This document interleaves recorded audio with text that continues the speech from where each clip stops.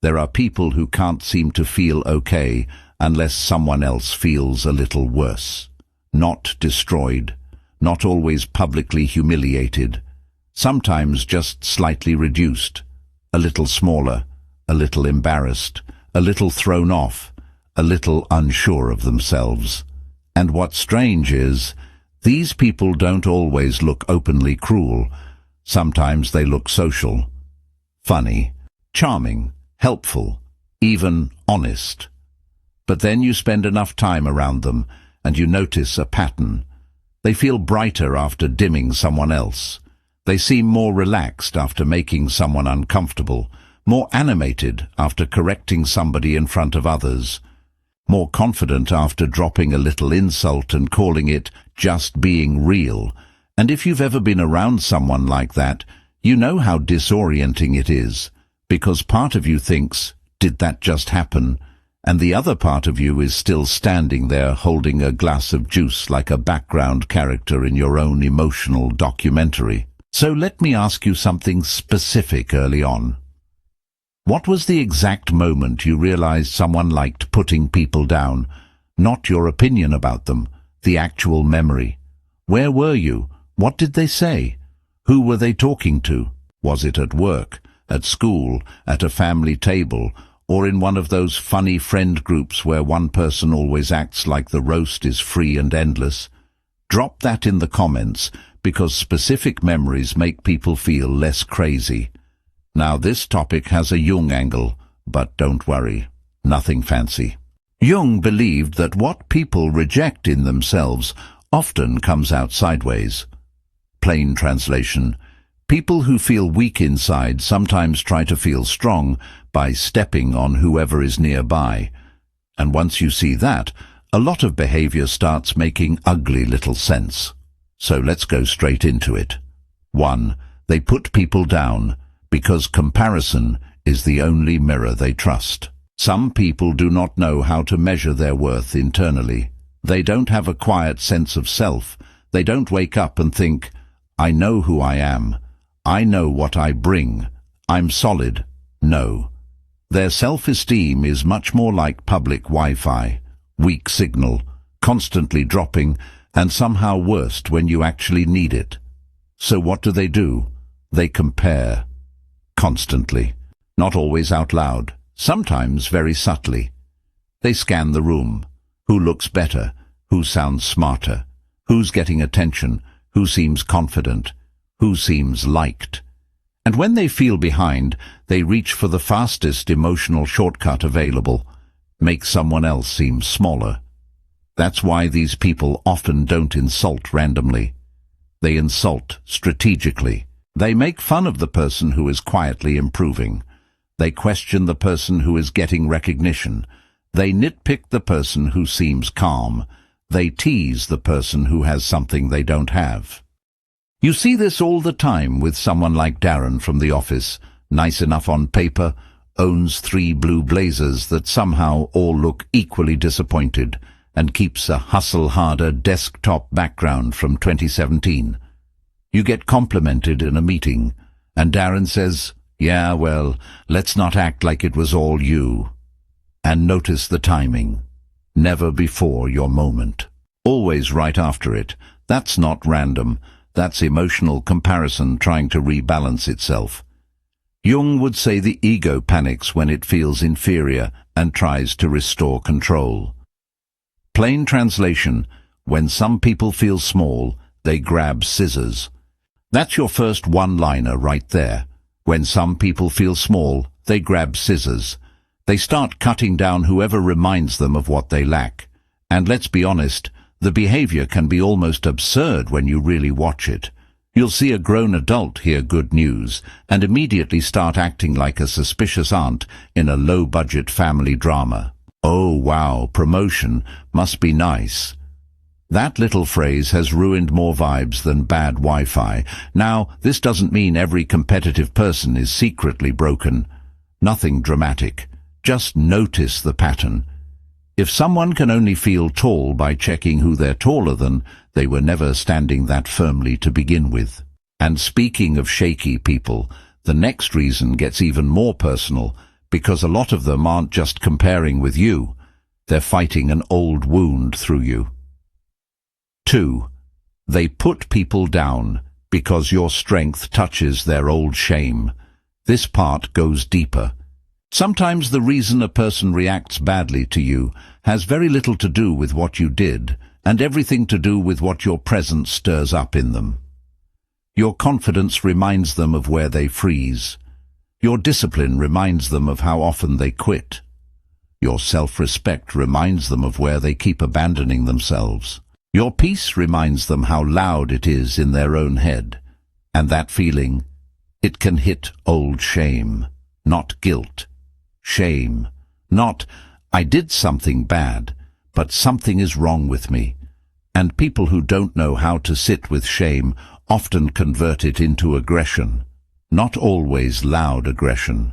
Sometimes it comes out as sarcasm, little jabs, weird dismissiveness. The classic fake laugh followed by an insult combo. You know the type. Someone sees you doing well, pauses for half a second too long, then says something like, "Look at you, getting all inspirational now." And they say it while adjusting their glasses that have not been cleaned since the Obama administration. That comment is doing emotional labor. It's trying to pull you back down to a level that feels safer for them. Jung said that what we cannot accept in ourselves often gets projected onto others. Plain translation: if your life reminds someone of the life they're avoiding, they may punish you for being visible. That's why some people don't attack your flaws. They attack your strengths. They mock your ambition. They roll their eyes at your boundaries. They call your calm boring. They call your standards too much. They call your growth changed. And just notice how revealing that is.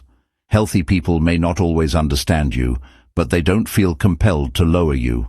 That compulsion usually comes from inner friction. Here's the second one-liner.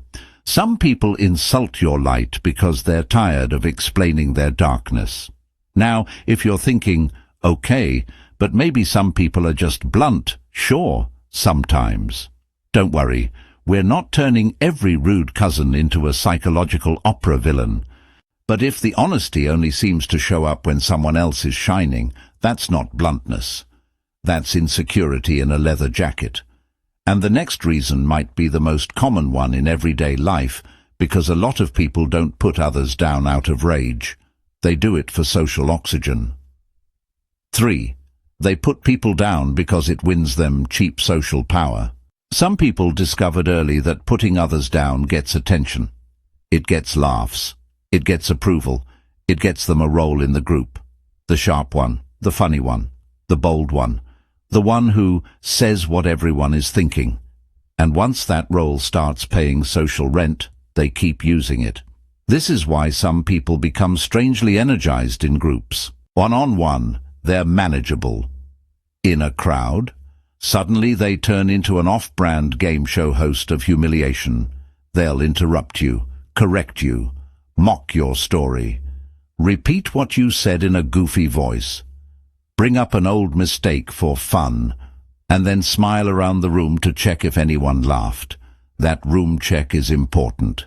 That little glance. That is not confidence. That is emotional crowdfunding. Take someone like Nina from a friend group. Always wears that giant ring shaped like a snake. Owns a tote bag with a quote about boundaries she absolutely does not respect, and somehow turns every dinner into a live commentary track. You tell a story, and before you finish, Nina says, "No, no, no, tell them the real version." Everyone laughs a little. She lights up. Why?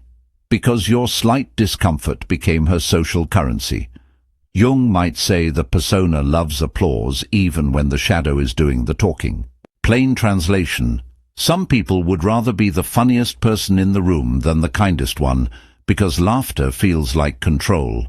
And to be fair, not all teasing is toxic. Some groups genuinely joke with love. You can feel the difference. The warmth stays in the room. Nobody leaves feeling edited down. But when someone repeatedly needs another person to be the flaw beneath their little performance, That's not humor. That's hierarchy. And if you've ever been on the receiving end of that, you know how weird it is. Everybody's chewing chips, somebody's leaning against the kitchen counter, and one person is building self-esteem out of your discomfort like it's a craft project. Nothing fancy here. Just notice it. Because when social power becomes addictive, kindness starts looking boring to people who are hungry for reaction. And speaking of reaction, the next reason is all about that. Some people put others down because your reaction becomes proof they matter. 4. They put people down because your reaction makes them feel powerful. This is a big one. For some people, the goal isn't even the insult itself. The goal is the effect. They want to see the pause, the face change, the forced laugh, the silence, the little shift in your posture, that tiny moment where your nervous system says, "Wait, what was that?" That is the reward, because if they can move your emotional state, they feel significant. People who feel powerless in their own lives often become very interested in emotional impact. They may not feel respected, fulfilled, chosen, or in control anywhere that really matters. So they go looking for control in the smallest available places: a conversation, a group dinner, a family gathering, a team call, a car ride where everybody suddenly becomes very interested in the window. You'll see it with somebody like Uncle Ray, says the same fish story every summer, and somehow the fish gets bigger every year, like it's on a protein plan. He doesn't just tease, he watches. He says something cutting, then leans back, waiting. He wants to see who flinches. That flinch tells him he still has reach. Jung spoke about power-seeking as compensation for inner weakness. Plain translation: if people can't feel strong in themselves, some of them try to feel strong in your nerves. And the weird thing is, once you notice this, a lot of old moments become clearer. Why did that person keep saying the same type of comment? Why did they seem disappointed when you didn't react? Why did they escalate when you stayed calm? Because the real fuel was not truth, it was access. This is why some people get irritated when you answer calmly. No speech, no drama, no big confrontation. Just, okay. That little okay can ruin their whole evening. You can almost hear the internal gears grinding. They brought a fishing rod and the pond just shrugged. Now, to be clear, I'm not saying never respond. Sometimes you absolutely should. Just one clear sentence can be enough, but it helps to understand what you're dealing with. If the person feeds on reaction, endless explaining is like refilling their cup. And once you see that, the next reason makes even more sense, because some people don't put others down for pure power, but to avoid facing themselves at all. 5. They put people down because it distracts from their own life. This one is painfully ordinary. Some people are deeply uncomfortable with their own lack of progress, honesty, courage, or direction. But instead of dealing with that discomfort directly, they become experts in spotlight relocation. If attention stays on them too long, there's too much to feel. Too many unfinished things, too many avoided decisions, too many private disappointments. So they redirect, and one of the fastest ways to redirect is to focus on someone else's flaws, mistakes, awkwardness, or imperfections. Now the room is no longer looking at their inconsistency, their emptiness, their confusion, or that year 7 temporary phase. They're still calling a plan. Now the room is reacting to you. That feels better. You see this with all kinds of people. The co-worker who never finishes anything but has strong opinions about everybody else's process. The friend whose life is permanently about to turn around right after one more nap and a vision board. The relative who critiques your choices while still using a password notebook from 2009 with a cat wearing glasses on the cover. They feel relief when the focus moves. Jung might describe this as avoidance through projection. Plain translation: it's easier for some people to inspect your mess than sit quietly with their own. And this is why the put-down often has a strangely distracting quality. It doesn't even fit the moment properly. You'll be sharing something normal, and suddenly they drag in a flaw, a mistake, an insecurity, an old memory, almost like they need to reposition the light. And honestly, once you start seeing it, there's something almost comical about how transparent it becomes. A person can't answer one email, can't commit to one plan, can't keep one cactus alive, but suddenly becomes a life strategist when you're doing well. That doesn't mean you become arrogant, nothing dramatic. It just means you stop confusing criticism with authority, because not everybody who points at your life has earned a microphone in it. And the next reason is even trickier, because some people put others down not because they feel superior, but because they are terrified you might actually be superior in some way they can't deny. 6. They put people down. Because envy feels better than admiration. Admiration is actually a humble emotion. To admire someone sincerely, you have to let yourself feel, even for a moment, they have something valuable. They've done something I respect. There's something in them I can learn from. That requires openness. And insecure people often struggle with openness because openness feels too close to vulnerability. So instead of admiring, they downgrade. Instead of saying, "That's impressive," they say, "It's not that serious." Instead of saying, "You handled that well," they say, "Anybody could have done that." Instead of saying, "You've grown," they say, "You've changed," because envy lets them keep their ego intact. Admiration would require them to expand. Think about someone like Melissa from school, always wore those giant sunglasses even indoors, carried a water bottle the size of a fire extinguisher, and somehow reacted to every good thing in other people's lives like it was a suspicious rumor. If you succeeded, Melissa never asked, "How did you do it?" She asked, "Who helped you?" That question tells you everything. Envy doesn't want understanding. It wants reduction. Jung said envy often appears where something unlived in the self has been awakened. Plain translation: when your life reminds someone of what they wanted but didn't build, they may attack the reminder instead of learning from it. And this is why some put-downs feel so oddly selective. They don't criticize everything about you.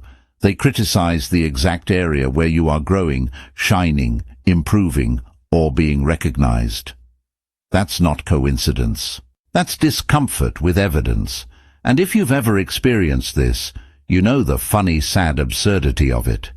Someone will watch you work for years, doubt yourself for months, finally get one visible result, and then act like the only story worth telling is that you got lucky, as if luck woke up at 5 a.m. for you repeatedly while they were busy protecting their peace with a 6-hour scrolling session. Don't worry about responding perfectly. You don't need a grand speech. Just notice what kind of people can celebrate without shrinking. Those people are rare. And the last reason ties everything together, because beneath all these patterns is one painful truth.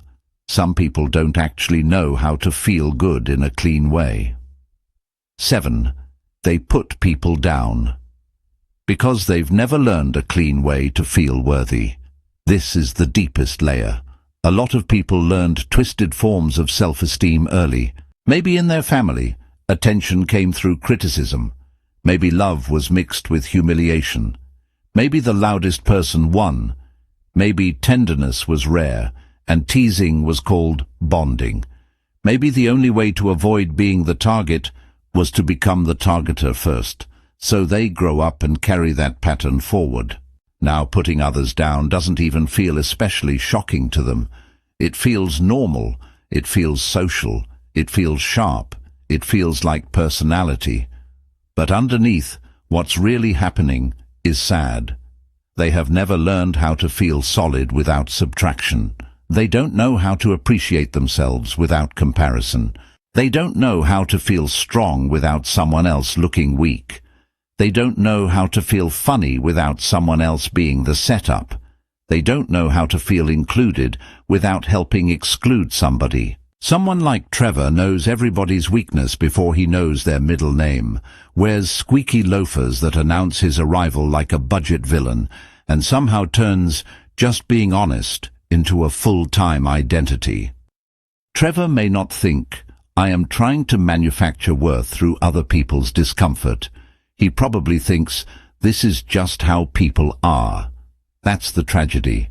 Jung believed that what remains unconscious gets lived out automatically. Plain translation: if people never question the pattern starts talking like it's their personality. And once you understand that, something important happens. You stop personalizing everything so quickly. That doesn't mean you excuse bad behavior. No, you can still set boundaries, leave rooms, answer directly, or distance yourself. Just one move is enough sometimes, but you stop treating every put-down like a final verdict on your worth, because it usually isn't. It is often evidence of the other person's emotional poverty. Here's one more quotable line to leave sitting in the room. A secure person doesn't need an audience for your embarrassment. And maybe the biggest shift of all is this: you stop trying to win over people who only know how to feel tall when someone else bends. That is not your crowd. Nothing bitter. Just true. And once you see that clearly, the ending of this conversation becomes very simple. So why do some people have to put others down to feel good about themselves?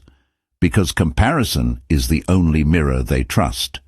Because your strength touches their old shame.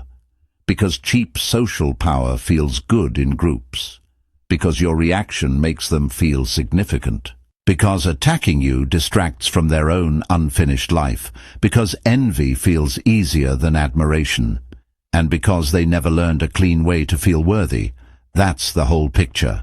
And if this topic feels heavy, just remember, seeing the pattern doesn't mean becoming hard. It just means becoming clearer. You don't need to explain yourself to every undermining person. You don't need to out-insult them. You don't need a perfect comeback delivered with movie trailer lighting and a violin swell in the background. Sometimes all you need is recognition. Just that. To quietly say to yourself, this is not truth. This is compensation. That realization saves energy. It protects dignity. And it helps you stop swallowing little cuts and calling it normal. So let me leave you with one last specific question for the comments. What was the exact sentence someone said that made you realize they liked putting people down? Not the general vibe, the sentence, the one you still remember because the room went a little weird after it. And if this spoke to you, comment. People reveal themselves by what they need to diminish. Or this: real confidence doesn't need a victim. Both are true.